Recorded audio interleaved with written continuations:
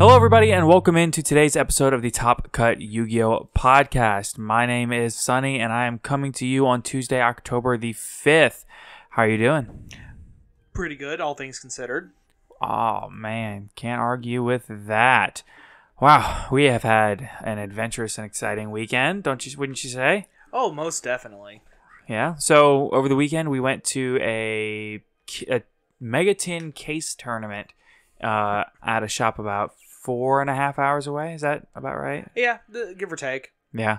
It was a long drive, and we didn't do well, but that's okay. We came, we saw, we got our rear ends handed to us on a silver platter with a little thing covering it. With a little thing covering it. I think that's just called a cover. Yeah, we came, we saw, we got smacked. It's okay. It happens. It does. We'll talk more about the specifics on that later. I mean, we can talk about it now. It's no big deal. Oh, yeah, sure. So it was a 3v3 tournament. It was myself, Caleb, and somebody that a lot of you may know. His name is Reno Kajiki. He's one of the mods in the Discord server, which you should all join. And we went. I played Tri-Brigade. You played what? Madolce. Right. And Mr. Modman, Reno, he played Virtual World. That's right, Virtual World. Yeah, boy. So, it was a lot of fun. We had a good time. It was very competitive. Round 1, I played against Drytron, which I lost to. What did you play round 1? Invoke Dogma Dolls. I 2-0'd in like 10 minutes. Yeah, if only your teammates had picked up the slack. If only. Yeah. If only. Mine was a really, really close match, but it did not work out. So, it happens. Round 2, I played against Traplich, which was literally 2 Golden Lords, 1 Ecclesia, 3 Nadir Servants, and like 35 or 34. Yeah, the entire rest of the deck was traps. It was floodgates. It was like skill drain. It was the Eldritch TC Boo. Yeah, Teak Boo. Rivalry goes in. I mean, just disgusting. I mean, 3 Judgment, 3 Strike, 3 Torrential. I mean, war crime deck. Yeah. Like what did you do game 1? Set 5 passed, and then during your turn flipped. Yeah, he went first, he set 5, he passed. I normal summoned Zodiac Rapier and he flipped Skill Drain. I was just like, dang. That's tough. Yeah. Yeah. My first thought was Altergeist when he set 5 and passed. Maybe like it was either my first thoughts were either like Altergeist, some kind of like Eldritch Trap deck like that. And there was one more that popped into my head, but I don't remember what it was. Yeah, you weren't expecting Floodgate deck. Yeah, I wasn't expecting quite the floodgates that I got. That some of the floodgates that are in this game right now should just be banned. I'm so sick of them. Excuse me. That round, I played against Virtual World. Mm-hmm. Game 1, he made Dragoon. I couldn't out it. Game 2, he made Dragoon. I outed it. Game 3, he made Dragoon, and I couldn't out it. Dang! Wow, that sounds like some fun and interactive gameplay on both sides, for both of us, right? Yeah. Oh man, That's just. If there's one thing that I dislike, it's just not being able to play the game. Yeah. It's just the worst. And, like, the only reason why I was able to out the Dragoon game 2 was entirely because I opened Orange Light plus a thing to discard for it. Right. Plus a starter. Yeah. Round 3, I played against Tri-Brigade in the mirror. I was lucky enough. A lot of people are going to get a kick out of this. Our teammate, Reno, pulled 2 crossouts on Friday, and then we stopped at a Walmart on the way to the event. And I pulled another one. Right, so I ran 3 crossouts in the event. And so when I got into the Tri-Brigade mirror match, I saw crossout games 1 and 2, and I resolved crossout 3 times in 2 games. And it literally just won the match, and the match was over in about 12 minutes. Yeah. I played against Salad. Game 1, I really didn't know what Salad was doing. So he got that. Game 2, I went first, set up my board, and he was like, At this point, I'm already watching because my game's already over. Yeah. And he makes an access code and just threw everything I stopped his plays, so he's like, okay, plan B, make access code. Mm-hmm. And he popped my back row. Yeah. Which was, because I'd already promenaded, so I used Salon to set another promenade. He popped that promenade. Right. And then he then just kind of attacked into my teacher. Yeah. Or no. He popped teacher and then attacked an assist hard, effect assist hard to protect itself.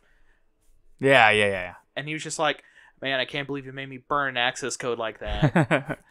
And then on that next turn, I just full combo OTK'd. Well, it was kind of funny. He was sitting there. I remember because I was the B and you were the C. Mm-hmm. And I leaned over and I was just like, he was like, man, he's like, is there anything I can do? What's going to happen next turn? And you said out loud, you were like, yeah, if you pass right here, this game's over. We're going to game 3. And he was like, I don't believe you. Yeah, he literally was like, I don't know about that, man. And you were just like, I mean, he was like, all right, well, I'm gonna pass. You show me that you have 8,000, and I'll pass, and we'll go to game 3. Keep in mind, all he had at the time was an access code at 5,300 attack and one of their spell cards. Yeah, I don't know which one it was. Yeah, and that was it. It was a continuous spell that sits in the back row. Yeah, and he had no cards in hand and no fuel for the continuous spell. Yeah, it was literally just an access code and the spell, and that was it. Yeah. And so Caleb's like, okay, cool, draw for turn, and it was even more gas. And Caleb has a chateau up, and he's got a hoot cake with fuel engrave, and he just went and went full combo in about. And the guy was like, yeah, I've got no interruptions. Just show me that you have game. Yeah. And Caleb just starts comboing, and I was like, Caleb, you can stop. Stop. He's already dead.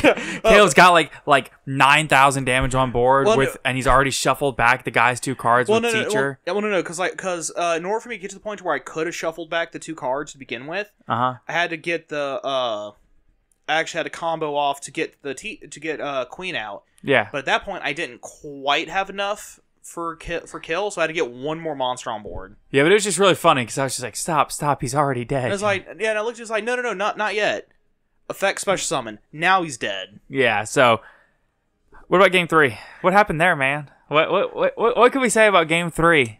My opening hand was. We'll post a picture to Twitter. Yeah. So the exact hand I pulled exactly. Let me pull it up on my phone because I took a picture of this just so I could show the guy and be like, I was not joking when I say I bricked. Here's proof. Going second. I drew in this exact order. Pot of Prosperity, Forbidden Droplet, Pot of Prosperity, Dolce Salon, Pot of Prosperity, and Jelly. Yeah. In that exact order. Yeah. And Jelly was my top deck for the turn. I was like, man, I've got plays, but he's got Dragoon, Verte, a set, and 1 card in hand. No, he had 2 cards in hand. Yeah. He had 2 cards in hand. It was a Veiler, it was an Ash, and then he had the Dragoon. Yeah. So... and he had his Salad spell card set. Yeah. So I just went, huh. But, I mean, there was nothing I could have done there. No, there's nothing you can do about that. No, because he had the Dragoon negate, and then even if I do somehow get into petting, he has Veiler and Ash in hand and a set imperm. Right. Like, he could have negated me in any order in that. Yeah. Like, I mean, what does any deck do in that exact situation? Cry.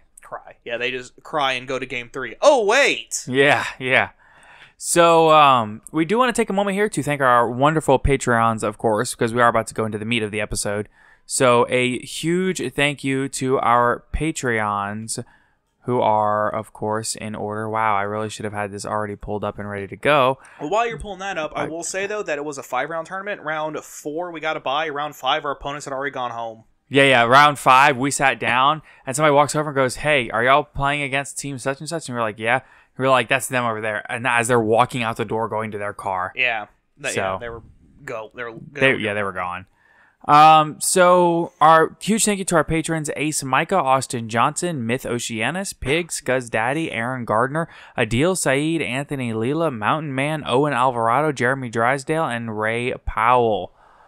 So a huge thank you to everybody for your support. And while we're here, I also want to say we do have a new rating. A huge thank you to J.M. Drysdale. Please dropping 5 here. Join the Discord is the title of it. Dropping the 5 stars to help out the podcast. These guys are genuine, and what you hear from them on the podcast is what you get from them in regular interactions in the Discord. Thank you so much. It really is. It always makes me happy to read those ratings and reviews, because when I say they make my day to see that people are enjoying the podcast, it really does. It makes me very happy. Oh yeah, definitely. Anytime I see one of those, I get the warm fuzzies. Absolutely. All right, so we're gonna go ahead and we're gonna move on. We're gonna go ahead and talk about the next thing, which is we got a bunch of new cards actually. Exactly 5. Exactly one handful of cards. Yeah, actually, we got a handful of cards. That's right. Literally a hand. Yep, Caleb's holding up his hand to show that 5 cards is a handful. It's okay. That's a joke that doesn't work over a podcast. You have to explain it. Yes. That's one that requires visual representation. So all of these cards are coming from Battles of Chaos, which is the new set, which is the one after Burst of Destiny. The next core set, which is probably set to release in February of next year, I think. Yeah, something like February, March of next year, if everything goes according to plan. Yeah, if there's no more delays. Yeah. All right, so the first card to talk about is Iroha Momiji. Man, Iroha Momiji. I think I did that right. I got it. Okay. It is a general synchro support card. It is a level 7 Wind Fairy Synchro effect monster. Ooh. 2100 attack, 2600 defense. Materials are 1 tuner and 1 or more non-tuner monsters. You can only use the first and second effect of this card's name once each per turn. 1. If this card is special summoned, you can declare 1 attribute. This card gains this effect. All face-up monsters on the field become this attribute. 2. You can target 1 monster in your opponent's main monster zone. They must send 1 card in its adjacent monster zones or spell and trap zones to the graveyard. So the name means something along the lines of leaves changing color, but there's probably another reference in there somewhere. But because it changes attributes. Right. So changing color. Yeah. You know what this sounds like it's gonna be to me? It definitely sounds like it's gonna be an FTK tool. In the same vein as Reaper-Docus. Oh, because it changes. Well, Reaper-Docus changes typing. Oh, that's true. That's true. Which, yeah, because the way that the FTK with Reaper-Docus works is that you make Reaper-Docus while it's pointing at, I'm picturing the card. It's Cyberstein. Yeah. And it would turn him Psychic, so you can equip him with the Psychic Blade, which makes it where you don't have to play life point to activate his effect. Is it Psychic Blade or is it something else? Psychic something sword. It's a equip spell, and it's like a sword. And you equip it to him, so you don't have to pay life points to activate his effect. You just activate his effect all you want, especially on a bunch of Blaze Phoenix something. It's 3 Blaze Phoenixes and Ancient Gear, some Ancient Gear dragon looking thing. It's just FTK. Yeah, and then the Phoenixes burn your opponent, and then the last fusion burns them for the last little bit of their life. Right. So, because each bird does 2k, I think. Something like that. It might even be more. It might be 25. Maybe. It doesn't matter. So this won't be an FTK tool. But the fact that it messes with your opponent's attributes can be a big deal. Yeah, I guess it could be. It's not a quick effect, but still. If only if it was either a quick effect or be permanent. Like the change is permanent for as long as it's on the field. Because then that can really mess with people under Gozen, especially if you're a Wind Synchro deck. It doesn't say about until the end of the turn. Oh. Okay. So, let's say you're playing against Madolche and they have their board and they have Gozen up, and you're all win and you summon this thing and change their attribute to whatever. Yeah. They're kind of stumped. Yeah, it doesn't. It makes things difficult for sure. Yeah, because then they're locked out of their own attribute. But you gotta make sure you change to something that can't get nibbed, change it to fire or something. Right. So. The next card we have is the Agent of Destruction, Venus. Oh my lord, this card. Yeah, this card's insane. So it's a light, no, it's not light. It's a dark level 3 fairy. You don't see those very often. Tuner, 0 attack, 1600 defense. You can only use 1 effect per turn among the 1 and 2 effects of this card's names, and only once that turn. 1. You can banish 1, the Agent of Creation, Venus, from your graveyard. Special summon this card from your hand. 2. You can pay life points in multiples of 500, then target one of your Mystic Shine Ball that is banished or in your graveyard for each 500 paid. Special summon them, but return them to the bottom of the deck when they leave the field. Ooh. So for those of you who are unaware, the Agent of Creation, Venus, Right. her effect is you can pay life points in multiples of 500. For every 500 you paid, you special summon a Mystic Shine Ball. Right. Which is a level 2 vanilla. Right. So, in the past, people would normal summon this, special summon 2 Shine Balls, overlay them to make Gachi Gachi Gentetsu. Right. This thing then let's say now you just bring out all 4 and then link 4. Mm-hmm. You can then affect this guy, banish your Venus, Right. special summon it, pay another 1,500, so you're paying 3K for this. Get all 3 of your Shine Balls back on board, make another link 4. Right. But then all 3 of your Shine Balls should go right back in the deck for you to just next turn possibly normal summon another Venus. Right. Right. Both of these cards, by the way, are agents and therefore searchable. Oh boy. So it just lets them almost infinitely lets them cycle their Shine Balls for big link plays a bunch. Yeah. And not just big link plays, but also big synchro plays. Mm-hmm. Oh yeah. Big synchro. You can also do rank 2 exceeds, which I can't think of any that you would. Gachi Gentetsu. Yeah. Gachi Gachi's coming back. Good old Gachi Gachi Gentetsu's coming back in the meta, guys. I mean, that was the one that they used back in the day. Yeah. Realistically, I know that Sky Cavalry Centuria is what the Tri-Brigade deck uses, but it's probably, honestly, you can just use any level 2. Yeah. Or rank 2, rather, just to give you Zeus access. Oh yeah, no, most definitely. Especially if it's one that's like, oh, this thing requires 3+ level 2 monsters. Because then you can make a 4-stack Zeus. Oh, right. You know, using the 3 Mystic Shine Balls to make the 1 exceed, do some battle of some kind, and then put the Zeus on top of the 4 cards. Right. It definitely adds an enormous amount of versatility. Oh yeah, and the fact that it's dark also adds in all the chaos support as well. Yeah, the deck really does have a lot of different ways you can go with it. A lot of chaos options. It's got a lot of just options in general, really. Oh yeah, like all the new agent stuff is shaping up to make the agents a real chaos deck. Speaking of chaos, the set's called Battle of Chaos, so there's going to be a new chaos monster. You would think. There is. Chaos Nephthys. Oh! Literally, right here. Yep. It is a Dark Winged Beast special summon effect. Level 8, 2400 attack, 1600 defense. So this card cannot be normal summon or set. Must be special summoned by its own effect. You can only use this card's this card names one effect once per turn. 1. If this card is in your hand or graveyard and a card on the field is destroyed by a card effect, you can banish 1 light and 1 dark from your graveyard, except Chaos Nephthys, and special summon this card. So it says that when a card is destroyed by card effect, it doesn't specify whose card or whose card effect. Interesting. So even if your opponent board wipes you, you can then immediately activate Nephthys to bring herself out.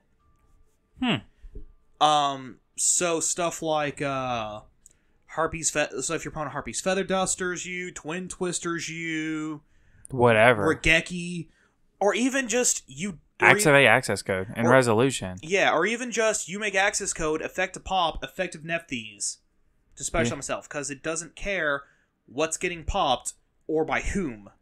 Just the biggest issue with this card though is that they have to have 2 cards in their graveyard. You have to have a light and a dark target engraved to banish to special summon this thing. No, and to activate its second effect. If this card is special summoned, you can target 1 card in your opponent controls and 2 in the graveyard, banish them. It's not up to anywhere. Yes. So in order to get its banish effect off, they have to have at least 2 cards engraved, which is disappointing. But at the same time, it's an extra 2,400 attack points. It's not even about that. It's about, I guess, if they go into something like an access code and then you activate. You trigger this effect, then you can kill the access code as well as whatever they used as link material for the access code. But the idea of, the fact that you have to banish 2. If it was up to 2, it'd be much better. Right, because then instead of, because if think about it like this, if you set everything up and set this dude up in your graveyard, and then your opponent Harpy's Feather Dusters you, they don't have anything in graveyard. Yeah. So yeah, maybe you can get something on the board, but you won't get the banishes. Right. Which is but that being said though, you could Let's say then they out it on your next turn, you can just special summon it again. Right. Because there is no limit to how many times you can special summon this thing in a Duel, you just limited special summoning it once per turn. And even if you destroy something on your opponent's field, you can still that's what I was saying, because you can make your own access code, pop one of their cards, and then special summon this, and it's a guaranteed OTK. Right. Okay, I see what you're saying now. Yeah. Well, that's what I meant with the access code is you can make your own access code, pop one of their cards, and then Nefthys comes out and give you that extra little bit that you need to finish them off.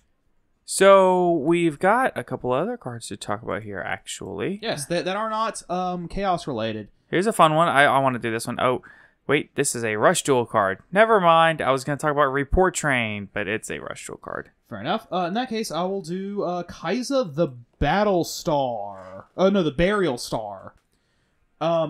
Its Japanese name is Chiyose Kaiza, or in English, Kaiza the Burial Star. Level 5 Earth Warrior effect monster, 1000 attack, 2100 defense.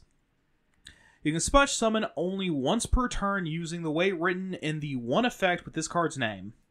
So you can only special summon itself once per turn. Yes. 1. You can special summon this card from your hand by attributing a light or Earth Warrior monster, and if you do, this card gains attack equal to the tribute monster's original attack. That could be really good. Oh, absolutely. In the right Earth/Light Warrior deck, tribute that could just give the deck. Just based it off... doesn't need to be an Earth or a Light Warrior deck. I mean, it could just be like Infernoble and then just put something engraved that they need engraved and then put a monster on board. Yeah, just something to... Just any deck that can put out a Light or Earth. Anyway. Just what's written on the effect, just written on the tin, is it just gives you an extra 1000 attack on top. Right. But who cares? Because it's a free body that you got for most likely free. Exactly. Because, whatever you tribute off, if it's got effects when sent to graveyard, all fire off, that kind of thing. 2, you can banish one warrior monster from your graveyard to send a lighter Earth Warrior monster from your deck to the graveyard. So that's why it's called the Burial Star. I mean, it's pretty good. Yeah. Oh yeah, no, it's definitely got some niche. Of all the new cards, it's in my opinion, the worst one, but... Yeah, probably. But, I mean, at this point, it's just like, it is the worst one comparatively, but it's still pretty good. It's definitely reasonable. Yeah. And lastly, we have a new Exceed, rank 2, actually. Spiriting Away Onibumaru. Okay, I did not see this one. I haven't pulled it up, so... Okay, I'll take it away then. Rank 2, Dark Fiend Exceed Monster. 1900 attack, 1600 defense, which is really big for a rank 2, actually. Materials, 2 or more level 2 monsters. There we go. Oh, yeah, there you go. You can only use this card's names 1 and 2 effects once per turn each. 1. You can detach one from this card, then target one monster your opponent controls, banish it until your opponent's in phase. Yo. It's not a quick effect, but... Still. That's still just, hey, you lose this monster until the end of your next turn... And that's probably all I need. 2. If this card is destroyed by your opponent, you can target any number of banished monsters up to the numbers of materials that were attached to this card, shuffle them back in the deck. I'm digging it. Note that the kanji in its name refers to spiriting away, as in with the Miyazaki movie Spirited Away. Which basically, I can't even read that. Basically, a yokai who is a will-o'-the-wisp who spirits you away from the world of man. Though visually, it seems to be more of a tengu. Wait, was that everything? Yeah, at that point, I was just reading the notes at the bottom. Just wait, did we get the Dark Dimension Soldier? No, we didn't. It's a level 5 synchro coming from Battles of Chaos. It is a level 5 warrior synchro dark effect monster, 1200 attack, 2400 defense. Oh, this is a DD Warrior reach, like the original Different Dimension Warrior retrain. Right. Nice. So that's Different Dimension Soldier. Yeah, like that was Warrior, that was Soldier. That was Warrior. This is Soldier. Yeah. You can only use this card's first and second effects each once per turn. First effect, you can banish one card from your hand, then target one of your banished dark monsters, special summon it in face-up or face-down defense position. 2, during each end phase, inflict 100 damage to your opponent for each set card on the field. It's not terrible. Yeah, I wouldn't call it good either, though. Yeah. I mean, its first effect's pretty decent, and its second effect does have a very niche use.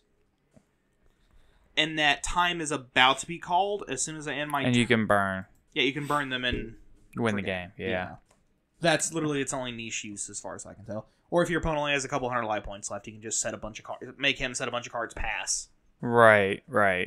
So, I think that was it as far as new cards go. The only other thing I see is Periellis, Empress of Blossoms. Yeah. I mean... no, that was a World Premiere Pack 2 card. Yeah. Okay, so like just based on what we've seen so far out of Battles of Chaos, Bach. Ought to be Bach. That was terrible. But like just based on that, I'm not gonna say anything because it kind of was. yeah. It seems like it's going to be a disappointment as compared to the previous sets with Chaos in the name. I don't know, man. It depends on what we get with this promo card, Chronicle Magician. Yeah, and what it does. Yeah, so they also we have basically a name And of a picture of a potential promo card called Chronicle Magician. It's all very, very vague. So it's just kind of noted as being a super powerful card worthy of being the card that honors the 25th anniversary of Yu-Gi-Oh! It opens the path to the time of victory. It's a super powerful sorcery that flies through time. And apparently it's designed to work with Dark Magician or Blue Eyes. Yeah, so I'm thinking its effect will probably do something with Vanillas with exactly 2,500 attack or defense. Right. Which is, 25. Yeah. Haha. Yeah, because the 25th anniversary of the manga is coming up. Yeah, so hopefully we'll get something very cool from that. Yeah. I personally would have called it like 25th Magician. Because it's like the 25th reprint / retrain of Dark Magician we've gotten. Yeah, I think Chronicle Magician's probably cool, though. But yeah, no, Chronicle Magician's pretty cool, though. It doesn't just like out of the name immediately go nudge nudge wink wink Right. until... Here's the other thing, though, is that the release of this is going to time up really well with Battles of Chaos. And if this is a really, really broken Dark Magician card, we could really be seeing... Dark Magician become its own thing again. Like an actual playable deck. Oh, yeah. Like, I mean, especially with all the support that they got in the 2021 10 of Ancient Battles. Yeah, they got a field spell that is very good. Yeah, and Piercing Light's decent. It's not great. It's also not... It's all right. Yeah, they get that the cards that they got are actually pretty good, especially when you think about the actual Dark Magician support that's coming in Battles of Chaos. But I don't know. It remains to be seen. We'll have to wait and see. It's one of those things where I would like to see Dark Magician be good. At the same time, I mean, how long have they been trying to make Dark Magician relevant? Listen, if Blue Eyes had its time in the sunshine, Dark Magician should too. That's all I'm saying. Yeah, but it took literally them banning every card, just about every good card, for Blue Eyes to win Worlds. I'm fine with that. Oh my god. I'm fine with that. Let's get a TCG ban list that nukes the entire format and then just make Dark Magician best deck, baby. Let's go. Oh my god. If Team Sam X1 can go undefeated as locals with Dark Magician the way it is now, imagine what it'll be after Battles of Chaos. That's all I'm saying. Fair enough. Yeah. He did that this weekend. Boy, they better reprint Magician Souls real quick. Dude, that card's $140. Yeah. No, and it's going to get up to like probably $250, $300 if all this Dark Magician support continues to come out and it's just good. Yeah. R.I.P. me for trading mine away for $250. Yeah. Tragic. But yeah. For the set. Yeah. But I mean, there's still time for the reprint. We still have like 3 or 4 more reprint sets, I think. Yeah. Before they come out with that. So. And who knows about even just straight up reprinting in that set. Right. So speaking of reprints, that brings us into our next topic. But first, before that, A word from our sponsor, ETB Games. So we do want to extend a big thank you to our sponsor, ETB Games, in Alexandria, Louisiana. We do have our local Battle City Day coming this Saturday, October the 9th. I think we're expecting kind of a big crowd. It's going to be really competitive. It's going to be really fun. oh yeah, we'll be there. We'll be there. We'll be doing a live taping. So next Tuesday's episode, you should be able to expect a pretty cool interviews with the players, things like that. So be sure to check that out. Be sure to check out ETB Games. Their link is in the description below. And let's get on back into it. Oh yeah, boy. Okay, so speaking of reprints, lots of things got reprinted in the tens. Lots of very expensive cards. Yes. So let's start with I would say we just kind of go through and list some of these incredibly expensive cards and the pricing that they were before and the reprint price. Let's start with Zeus. Right. Now, keep in mind, we don't know Exact pricing, this is just what we remember. Right. So Yeah, I remember Zeus being what, 80? 70. 70, 80 bucks? Yeah, 70. He was holding really Yeah. firm at 70. You can get the reprint of Zeus now for like what? 19. Yeah. I have it pulled up right here. Okay, cool. So, Yeah. Like Zeus's are 19, very powerful card. TTTs were what, 80? 110. 110 for triple tactics talents. You can get the Ultra for 40. 42, yeah. Yeah, so for basically for the price of one secret, you can get you can now just get a place out of your Ultras. Pretty much, yeah. For like an extra like five or something. An extra Abraham Or Lincoln. what for the price of what the secret was. Now the secret's Yeah. closer to 70. Yeah. Now they got the reprint. And then, fractals were 25 a piece. They're now 5. Yeah, like 5 a piece for the ultra for the secrets. Yeah. Yeah. Well, 6 now. They've gone up. But Okay, nadirs were about anywhere between like 65 to 110 depending on the day. yeah. Now they're 1650 for the reprints. Ice Dragon's prisons were anywhere from 25 to 65 depending on the day. The reprints are 1650. Ecclesia the Virtuous was close to 30. Now she's 15. Actually, that entire package went from you're going to spend minimum $350, and that's minimum. That's if you catch the nadirs when they're like 60 a piece. Right. To you're spending maybe $100 to pick up the entire package. Yeah, $100 is pretty reasonable. You're gonna spend about close to 60 on the nadirs. You're gonna spend close to 30 on your ecclesias, and everything else is $1 here, $1 there. Yeah, just random little dollar cards here and there. Right. So your Lulus for Virtual World are $7. They were, I think, close to 15, 17, something like that. So even like Animadorn Archosaur, that was a $50 to $60 card. Yeah, that was printed once. Yeah, well, I mean, most of these cards were only printed once, Yeah. but Archosaur was a $50 to $60 card, which is now like $4. Phantom Knights of Tornscales were 15 to 20. Now they're 4. Mm-hmm. Chaos Ruler, the Chaotic Magical Dragon, those were 30. Now they're 3. Alpha Master Beast was 20. Now they're 4. Yeah, what we're saying is like right now is a good time to build a new deck. Yeah, absolutely. So, Especially within the next upcoming weeks, as more and more of the tents get cracked open, then these cards become more and more available. absolutely, for sure. Especially after Wave 2.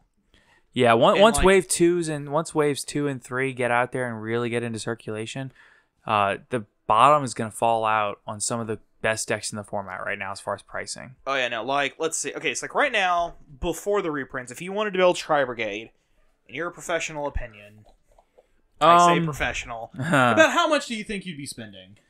So it depends. We're just going to talk about the core without access code because, in my opinion, you really, really need access code to Yeah. play the deck effectively. in which is like $150 right now. Right. Because it missed the reprint. I would say, though, that being said, going into this, I would still recommend picking up the core anyway, even if you can't get access code yet. Because who knows, it might reprint access code. I do anticipate access code getting the reprint in the Gold Series. Yeah. So I do recommend going ahead and picking up the access code. I'm sorry. I do recommend picking up the Tri Brigade core now. That way, when the access code does come out, you've already got everything you needed, and you already picked them up at a low, low price. So, and even if you don't have access code, you technically can run like Boral Sword or Topologic Zeroboros.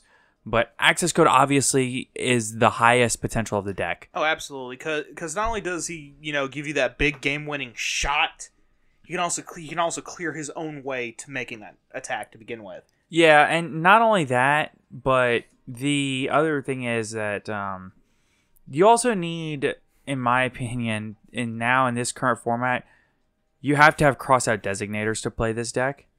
And the reason for that is because the deck runs like 12 to 15 hand traps generally.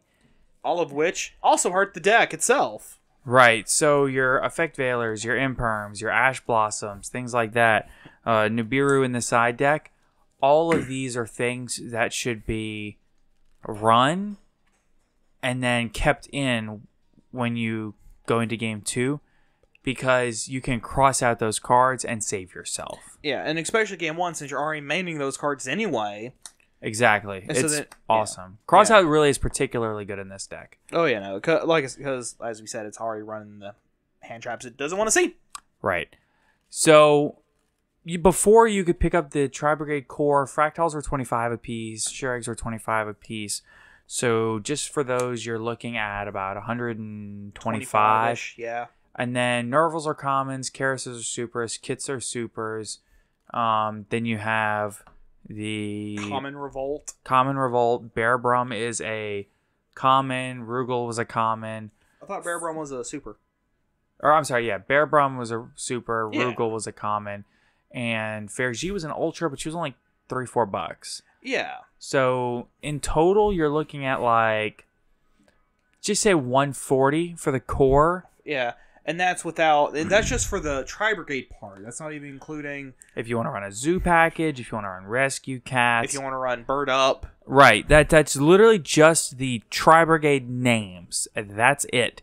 Whereas now, with Fractals being 6 and Sure Eggs being like $1 or $2. Yeah, I think they're like 2. Yeah, you're looking at like less than $40 for the whole core now. And then you can even spend... and go in and get like your Ultra Karases. You can get Super or Ultra Nervals. Secret Revolts. They're like they're only like $2, $2.50. And they look nice, because I pulled one. Oh my god. Yeah, they're super, super nice. So now you can even afford these little quality of life improvements. So I would say, personally, Tri-Brigade is, in my opinion, the best deck to pick up. Provided you're okay with either also picking up an access code and crossouts or playing a bit on the suboptimal side. But the thing is, even without those, the deck is incredibly toolboxy. The deck has a ton of... I say a ton of lines of play. It's not that it has a ton of lines of play. It's that it has a lot of versatility, and it usually has something that it can do.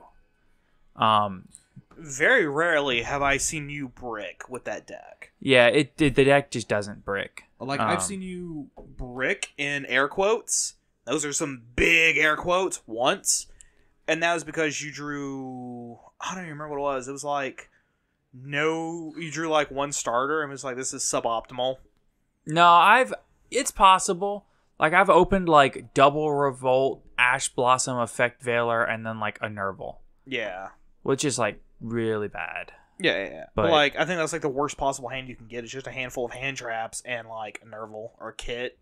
Yeah, or a single Karis. Oh, that's the worst. Yeah. Like, a single Karis being the only piece you see, and then seeing like Revolts and stuff which aren't live because you don't have anything engraved or banished.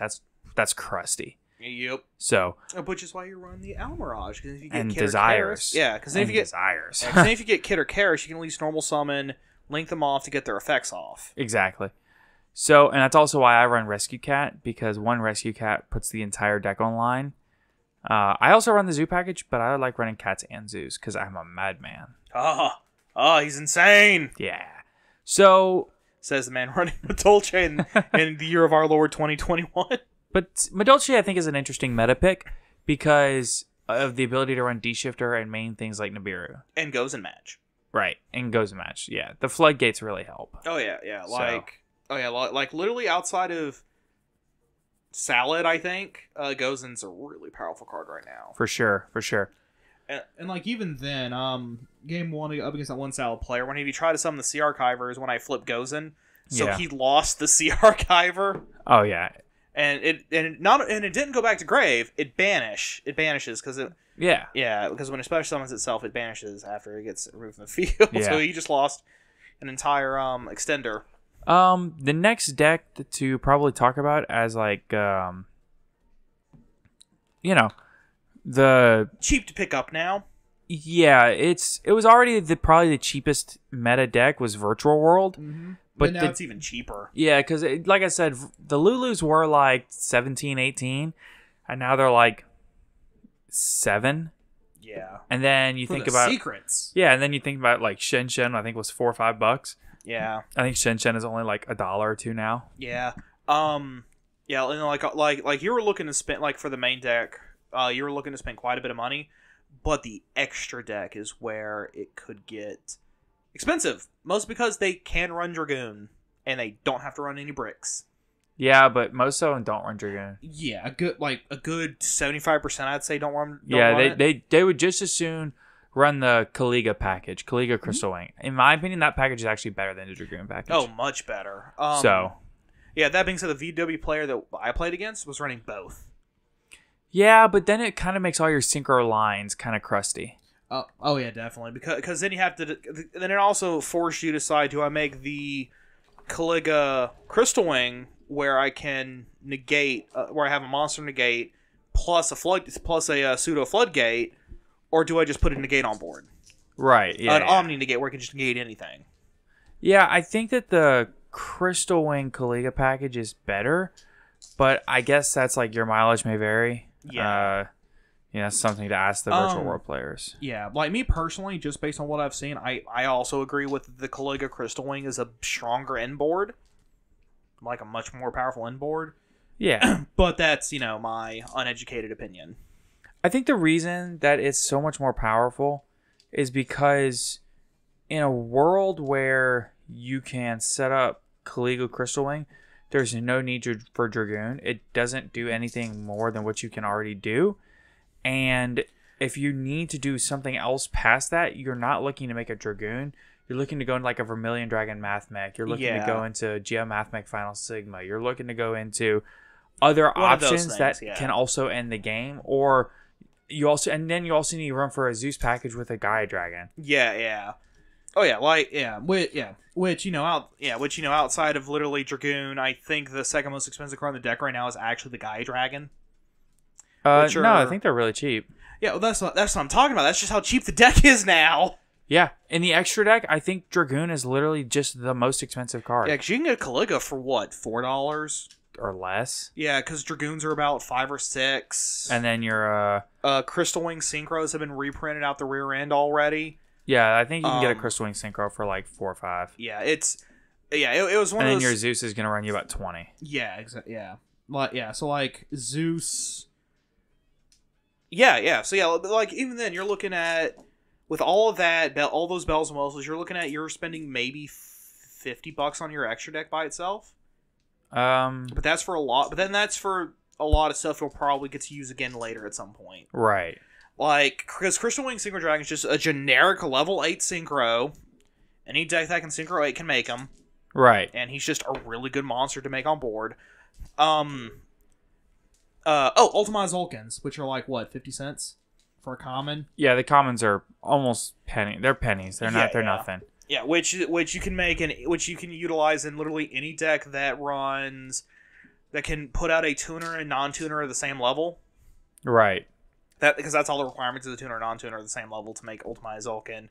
Zulkin brings out Crystal Wing, but then you have to extend forward into synchro summoning Muddy Mud Dragon. Right. Which for Virtual World is nothing. To put out literally one extra monster, which will then get you the because he's level 6 generic. Right. So actually, really any deck that pumps out level 3 and 6 tuners and non-tuners can run that whole package. Yeah. So that's a package that will probably get reused again. But I don't think there's a deck that can pump it out quite like VW. Not right now. Punk might be able to. But rather than being 3 and 6, it's like 3 and 9. Well, VW can also hit 9. Yeah, but anything divisible by 3. Yeah. But yeah, so if you see VW, rambling over VW, super cheap to make, very powerful deck. Yeah, I think VW is actually my Excuse you. Oh yeah, excuse me. Wow. Yeah. VW is the deck, in my opinion, that is the best truly budget deck. You can build the entire deck, hand traps and all, for under 150. Hand trap, extra deck, side deck, everything. I'd almost wager under 100. I don't think you can do it under 100 because like 3 Ash Blossoms is 60 and a Zeus. Fair enough. But yeah, but like if you already have the triple Ash and the Imperms and all the other hand traps, you could easily build the deck for probably under 50. Yeah, I think instead of doing Imperms, you would have to do Effect Veiler to do it under 150. Well, for now. Just the heart and soul of the deck. Well, yeah, for now. That's actually something we need to talk about while we're here. Yeah, don't forget that we're also the Cyberstrike structure deck coming out, which will have Imperms at Super. Right. So, you should be able to, on release, you should be able to get the Imperms for probably $3 to $4, maybe $5. Yeah, because I think that's what the Harpy's Feather Dusters were at. Yeah, Harpy's Feather Dusters on release were $5. Yeah, out of the Obelisk and Cypher structure decks. Right. Or you can just drop 30 and also get the Cyber Dragon Core, which is a really fun deck. Don't get me wrong. It's a deck. Yeah, it's fun. It's really cool looking. I like all the pretty pictures. And if you're a Zane Truesdale stan, yeah. So I would just say, like, okay, so accounting for the Cyberstrike structure deck having the infinite impermanences, say you can get it at $4 a piece. 3 Ashes is 60. Yeah. A Zeus makes it 80. and then that'll make it The entire core of the deck, as far as all the VW monsters, main deck and extra deck monsters, as well as all the synchros you need and the Kaliga, everything there is $50 max. Yeah. Max. Yeah, so max one. Let's say That's like $130. yeah, I would say like 145 total maximum. Yeah, and then you still have room for all of your tech options, which you can probably go check out. Our side deck options under $50, under $10, under $10 is what we said, $5, something like that. Yeah, our budget side deck. And they can also episode. They can also run e-telly. Oh yeah, no, you have to run 2 e-tellies, but e-tellies got reprinted from Ghosts from the Past, so they are cheap. Yeah, dirt cheap now. Yeah, e-tellies I think are only like $2 in Ghosts from the Past. Yeah, and it's an ultra. Yes, So shiny. it does look good. It does look good. Oh, it really does. The next deck that I think is obviously a hugely budget deck well, I say hugely. It's less budget than VW, but more budget than Tri-Brigade is Invoke Shaddoll Dogma. Which is insane to say. The one thing I will say about this deck is not to build it because it's not fun to play against. It pretty much just goes, hey, you know how people like playing Yu-Gi-Oh by playing cards on the table? I'm just not going to let you do that. Okay, I'm not a big fan of the Invoked package, as well as I'm not a big fan of the Dogmatica package, and I'm not a big fan of the Shadolls. Yeah, I'm not. Just he hates them so much he didn't even assign a brain cell to remember their name. Honestly. Yeah. I personally really like Shadolls. I hate Invoked, and I don't have an opinion on Dogmatica. Because I've only ever actually encountered Invoked Dogma dolls like twice. And both times I 2-0'd them in like 20 minutes. Yeah, but just because you can beat them in 20 minutes doesn't mean that they should be like... Exactly. That my 2 duels against the deck does not a proper experience dueling against them experience make. Yeah. That said, I do think that the deck is not crazy expensive. Your schisms are $5. Windows are reprinted as a secret. Right. Windows are cheap. The entire Shaddoll structure deck, all the cool relevant cards like Construct, App Cologne, Windy, Ariel are all in the 10s. Yup.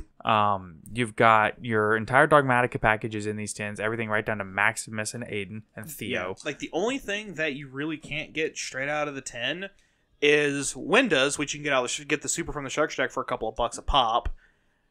Right. And the Invoked package. The Invoked package is kind of expensive. It's about $150 just for the Invoked package. Yeah. I'm sorry, not $150. Like around a little over $100. or right at 100. Now, but you're looking at $200 about the whole deck. Yeah, and that depends on if you can maybe find a deal with somebody at your locals or what. Yeah, because there might be somebody looking to just offload the entire deck, and Right. they might be like, hey, since you're getting all these cards from me, instead of like the total $235, each one of these individual cards cost, I'll do it for like $2. Yeah. Something like that. Then it also depends what you already have in your collection, Yeah. obviously. But The next one that I would say is a cool budget option is actually Dino. yes, because Animador and Archosaur, Right. the one expensive card in the entire deck. Yeah, because after Archosaur got reprinted, UCTs are like $1 or less, or maybe $2. Like the only card you're going to be spending double digits on at this point out of that deck is Scrap Chimera. Yeah, but even then, You don't everything else is cheap. The Scrap Yeah. Raptors are cheap. The Archosaur is cheap. The UCT Soling Overraptors. Your one Miscellaneousaurus. What are Dolkas at right now? They're cheap. They just got reprinted. Okay, what about Lagia? They're cheap. Okay, cool. Yeah. Like those are the other two cards I could foresee being double digit. Yes, the Chimeras are like $40, but you only need one. Right. And then everything. Dolka has a less than $1 ultra rare printing from King's Court. Okay, I figured Dolka got reprinted recently. I couldn't remember where. Yeah, it got the King's Court reprint. And then Lagias are like $2 to $3 depending on the printing. Yeah, and you only need one Lagia. It's Dolka is the one. No, you only need one Dolka. I mean, The only thing that's really, really, really, really expensive that I would suggest you get is besides Scrap Chimera. Pot of Prosperity. Yeah, Pot of Prosperity is about $100 a piece. Yeah. Prosperity or Extravagance. You can do with Extravagance, but if you do Extravagance, you do need a second Dolka and a second Lagia. Yeah. Which is what I was about to mention. If you're Right. Yeah. Extravs are about $30 a pop, but No, they're up to 40. Okay, yeah, but like for the price and then some extra pocket change of one Pot of Prosperity, you can get your playset of a Pot of Extravs. Yeah. So it kind of depends on what you're going for. If you're okay with drawing 2 and then having some other stuff, Yeah, or if you would rather just dig. Exactly. Which is an interesting conversation in and of itself of whether or not just drawing 2 or digging for 1 is better. It kind of depends. Yeah. I guess. But that's a conversation for another time. Right. And for those that want a really cool dino list, 2 previous guests of the podcast, obviously Giant Skyhawk, as well as, oh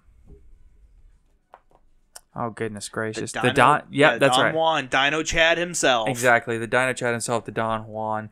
Those 2 are some dino masters. They lab dino combos all the time. And I would absolutely recommend either hitting one of them up, joining. I think they have a Dino Discord server. Yep, a Discord for an entire deck archetype. Oh, you'd be amazed. They have Discords for Fluffle, Dino, Dolce. Yeah, they have Discords for everything, including this podcast. If you're not already a member, please join. Yes, please do. Just mid-podcast plug. I think it's like our third one this episode. I'll keep doing it, too. Don't think I won't. Some other cool decks that you can build out of the tins, Adignisters, I think are very cool. Yeah, there's right off the top of my head, I know that they didn't get the big rank 6 reprinted, but I don't think he's that expensive to begin with. Everything else got reprinted.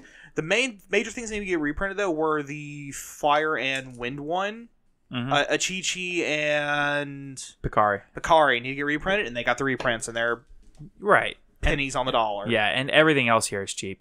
Yeah, but literally the most expensive card in the entire deck is the rank 6. For sure. Other things that were very cool that you can get out of here, if you wanted to, you could get Machina Metal Crunchers cheap now, as well as some of Heavy Forward and some of the other ones. You can get Crush Heaps just because they're beautiful. Oh my god! If none of you have seen the secret Crush Heaps, and you know someone who said they pulled one, get them to let you look at it. It's beautiful. The other one that I think is awesome looking is Raviel, Lord of Phantasm's Shimmering Scraper. Yeah, the attack retrain. Yeah, it is really good looking. So there's a lot of really good value cards in here. There's a lot of cards in here that I would really recommend. They have some of the Infernoble stuff in here. Durendals are now cheap. Mm-hmm. There's a lot of different ways you can go out of these tins. I mean, out of these tins to really get some serious value. Oh yeah, like I mean, as far as like the individual card prices when you buy one, unless you pull Zeus Triple Tactics talents or Crossout, you're probably gonna overall lose money. Or Nadir. Yeah, or Nadir. Or Ice Dragon's Prison. Those are 15. IDPs. Like Ecclesias are 15. Yeah, like if you don't get one of the money, like if you don't get one of the money cards, you're almost guaranteed to lose money on it. I don't think that that's necessarily true because there's so many things in these tins that are worth like $3 to $4. And you get so much. Yeah. But then of course you get 6 ultras and 3 secrets and a lot. Yeah, but like so far the worst tin opening I've ever seen with my own two, like watching a video or something, was that the best card they pulled was the Dark Magician Field Spell as their ultra. Yeah, but those are $7. Yeah. Or $6. Yeah, but it was like that. Doesn't matter. All that matters is that the tins are definitely worth picking up. I'll be honest. I think that if you go to Walmart and buy about 5 or 6 tins, if your Walmart has any left, you're going to make your money back off of like 2 cards. I think it's really inevitable that you even if you don't come out necessarily ahead or in profit, you can easily break even. Like I've cracked 6 of them. Yeah, but you pulled what? I've pulled a TT, like just out of 110, I pulled a TTT and a Crossout. Which is $140 right there, off of $120 in tins. Exactly. Plus everything else. You pulled a Zeus. You pulled I think you pulled an IDP. Yeah, I pulled an IDP. Yeah. I pulled a Fleur de Lis, which you have now. Yeah. A Karis. 2. I actually ended up getting 2 for Jeets, which I just turned around and sold because I was like, I'll just go and sell them now because I can just get them back later for cheaper. Yeah. The one thing that I will say is, I cannot in good conscience say that, I think that they're good value without saying if you're not in a position to go out and just spend money on packs, spend money to gamble. Because that's what this is. Yeah, it's absolutely gambling. You could very well... You can lose your tail if you're not careful. Yeah, like you could very well spend, buy 10 tens and not pull any money cards. Absolutely It's entirely possible. So I do want to put that out there. Please do not put yourself in a bad position over some shiny cardboard. Yeah, but it's just not worth it. If you're at a Walmart and it's like, I've got $20, I don't that I can just drop and spend on this game. If you're at Walmart saying I have $20 that I am willing to throw away and throw into the game that I love, getting one of these tens is well worth it. It's a whole lot better value to buy one of these tins for $20 than it is to go out and buy 5 booster packs of, say, Lightning Overdrive or Blazing Vortex. Yeah. Way better. King's Core, any of that. Yeah, this is far and away a much better way to spend your money. This is, I'd almost say this is probably the best product they've released this year. Almost. I couldn't tell you what product was better than this one this year. Yeah, so far. Yeah, so far. I can't think of any. I think going forward, I think that as crazy as this product is, I think that the Gold Series is actually going to be better. No, that's very easy because we only know 3 cards out of the entire set. We know we're getting Chamber Dragon May reprint, right? Which is only 2 expensive Dragon May cards right now. Well, 3. There was 3. One of them got reprinted in the 10, and that's Shio, right? Who was like $8, right? She got reprinted as a secret. Gorgeous. I pulled one. Whoops. We know that Chamber Dragon Maid's getting reprinted. Right. That's like that was before the reprint got announced. Was a $90 card. Yeah, it got up to 100 at points. Yeah, it would like just touch 100 and then drop back down to 90.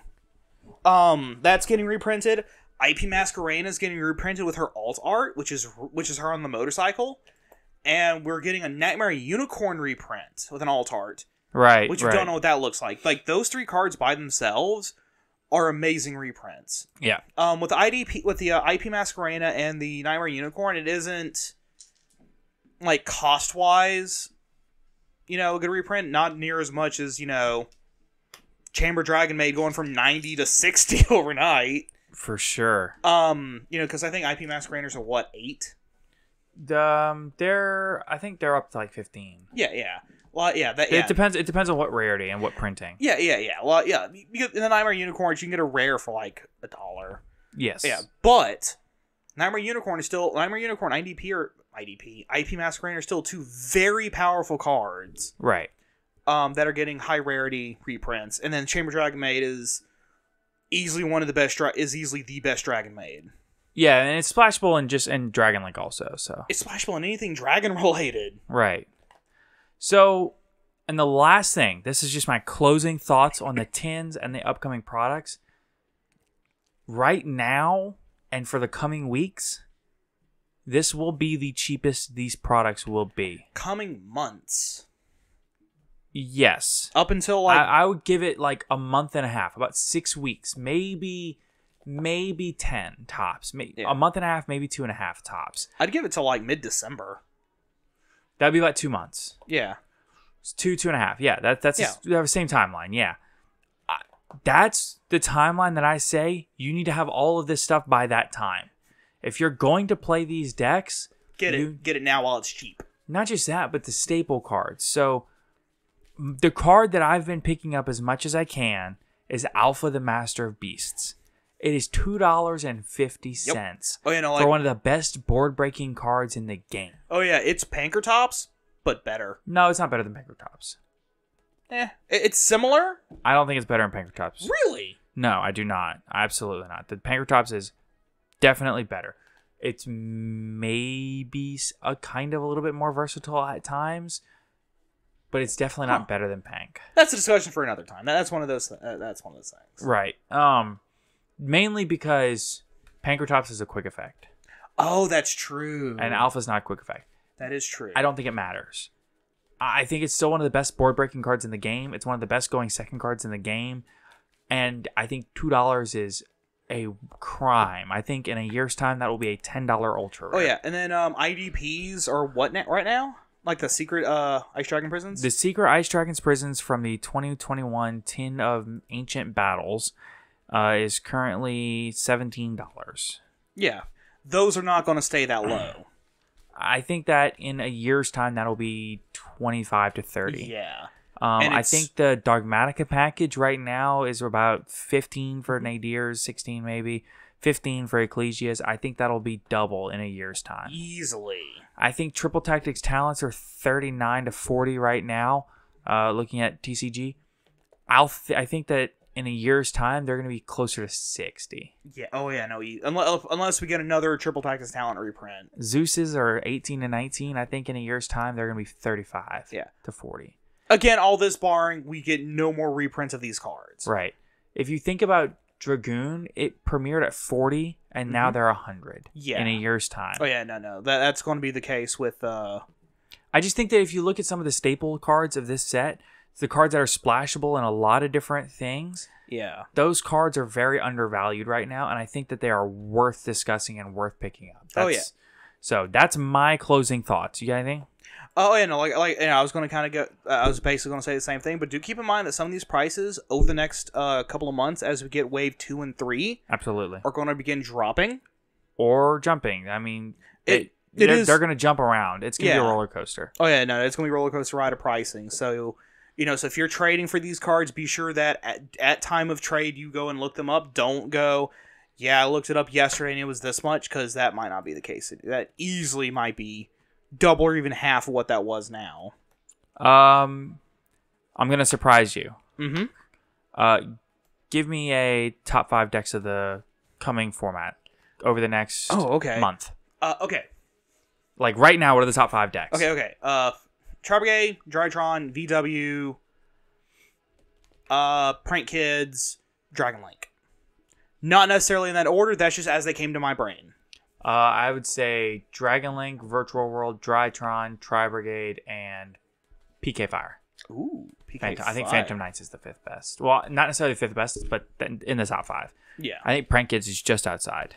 Ah, fair enough. But I like your list. Yeah. Or, well, not necessarily list, but I like your 5. Yeah. Now, it might...